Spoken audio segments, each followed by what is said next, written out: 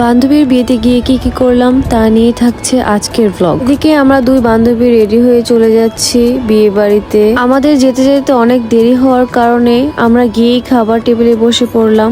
প্রায় 4 বছর পর আমরা সবাই একসাথে হয়েছি, যার জন্য খাবার টেবিলে আমরা অনেক গল্প করলাম। আমাদের খাবার মাঝেই দেখলাম আমাদের দুলাভাই চলে এসেছে। তাকে আনতে পারিনি তো কি হয়েছে, তার জুতাকে নিয়ে চলে এসেছি। জুতার ডিমান্ড হবে এখন 5,000। জুতাগুলো এনেই প্রথম আমি আমার বান্ধবীকে দেখালাম, এখন দেখাবো রিয়েকশন।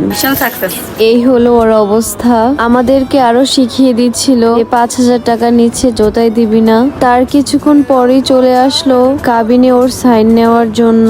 ও তো খুবই নার্ভাস ছিল তখন। তার কিছুক্ষণ পরেই কাজে চলে আসে বিয়ে পড়ানোর জন্য। ও মনে মনে খুবই ভয় পাচ্ছিল।